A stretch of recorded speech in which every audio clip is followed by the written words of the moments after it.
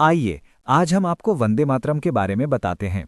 भारत के स्वतंत्रता संग्राम में अगर किसी गीत ने सबसे ज्यादा ऊर्जा, सबसे ज्यादा साहस और सबसे ज्यादा एकता जगाई, तो वो था वंदे मातरम। ये सिर्फ एक गीत नहीं, ये भारत माता के प्रति प्रेम और समर्पण की वो पुकार है जिसने अंग्रेजों के सामने ना झुकने की ताकत दी। वंदे मातरम की शुरुआत होती है 19वीं सदी के उस दौर से, जब देश अंग्रेजों की गुलामी झेल रहा था।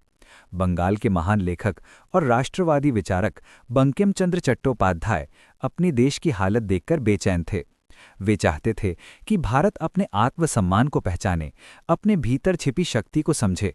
इसी देशभक्ति की भावना से प्रेरित होकर उन्होंने एक कविता लिखी, वंदे मातरम। ये कविता पहली बार उनके उपन्यास आनंद मठ में आई, जो 1882 में प्रकाशित हुआ।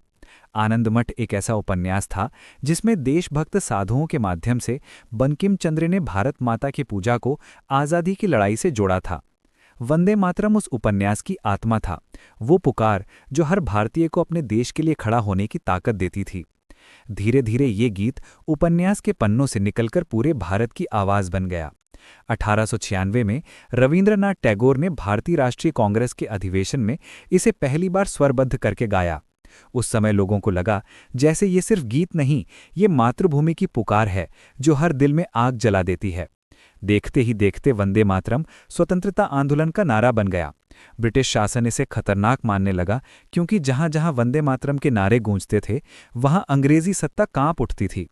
जब 1905 में अंग्रेजों ने बंगाल को बांटा, तब स्वदेशी आंदोलन ने जोर पकड़ा।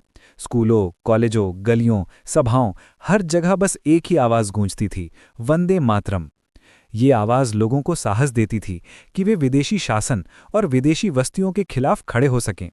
बहुत बार अंग्रेजों ने इस गीत पर पाबंदी भी लगाई, लेकिन ये गीत लोगों के दिलों से मिट नहीं पाया। ये भारत की आत्मा बन गया। समय के साथ साथ ये गीत राष्ट्रीय पहचान का प्रतीक बनने लगा। 1937 में कांग्रेस ने आधिकारिक रूप से इसे राष्ट्रगीत का दर्जा दिया। लेकिन यहीं से इसकी कहानी में एक मोड़ आता है।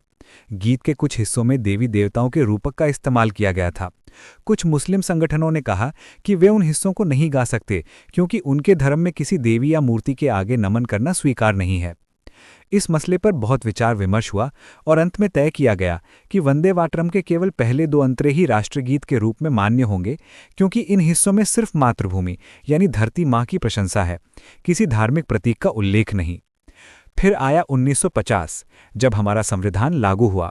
संविधान सभा ने भी आधिकारिक रूप से वंदे मातरम को भारत का राष्ट्रगीत स्वीकार किया।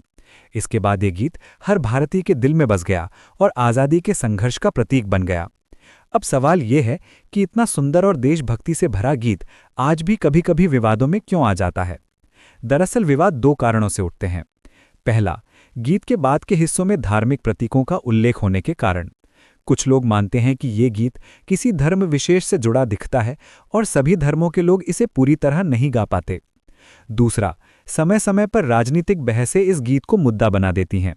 कुछ लोग कहते हैं कि वंदे मातरम गाना हर भारतीय का कर्तव्य है, जबकि अन्य लोग कहते हैं कि देश प्रेम को किसी एक गीत से नहीं मापा जा सकता, मजबूरी बनाना सही नहीं। इसीलिए ये गीत कभी-कभी भावनाओं, आस्था और राजनीति के बीच विवाद में फंस जाता है। लेकिन सच ये है कि वंदे मातरम मूल रूप से मातृभूमि की वंदना है, किसी देवी की पूजा नहीं, किसी धर्म का प्रचार नहीं। ये उस धरती को प्रणाम है जहां हम जन्म